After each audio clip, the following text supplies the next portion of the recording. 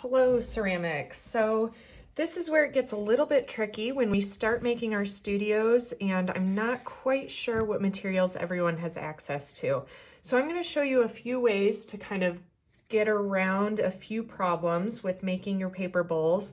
And then if you are really struggling with access to a certain material, you need to just let me know. So the first thing you need is paper. Now, if you get mail, you get paper. Newspaper is a good way to go. I found this like super old, hilarious magazine in my basement that I'm gonna use, and it's all about like crocheting tiny outfits for like, I don't know, kids in the 70s. But I'm gonna use it because I found it. So any kind of magazine works great. Paper bags, if you have just some, like if you go to Target and you have a bunch of paper bags stuffed somewhere in a closet like I do, that would be a good solution. And we are just going to make strips of paper like this. There's a couple ways that you can do it, and then a way that I have found to be easiest.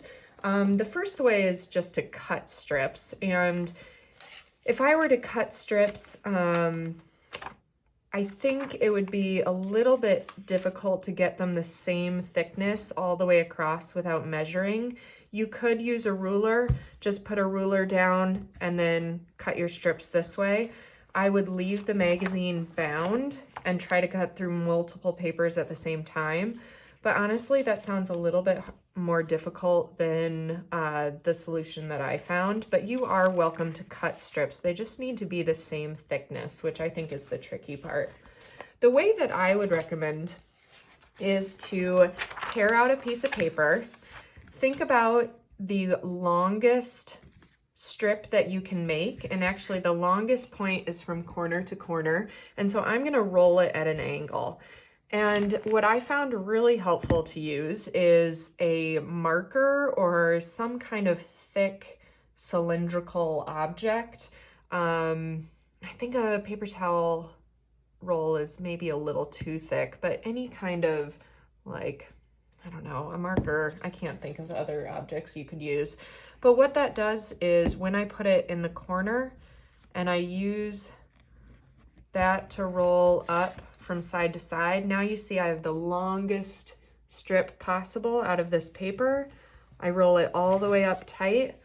I hold that last corner and then slide my marker out. If it can, slide out. There you go. And then I hold this.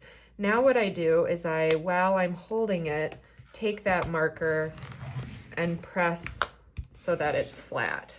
The reason I think this is the easiest is that you don't actually have to tape this closed. It just stays closed. Now I have two strips like that, and it gives me the longest strip I can. So I think that would be my easiest route to go.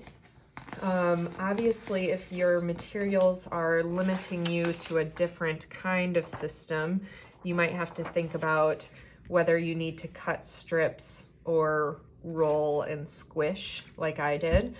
As far as thickness goes, I would say anything from a 1/2 inch to 1 inch is probably a good thickness. They just have to be all the same. So that's why I like rolling it around a marker instead of just freehand, because if I did this without a marker and I'm trying to make the tube, it's possible, but now this is going to be a different width than this one. So this is my recommendation, but if you are working with maybe a paper bag, you might have to measure some strips and see if you can find a good, quick way of getting long, even strips like that. So the next time we meet, I am assuming that all your strips are ready to assemble.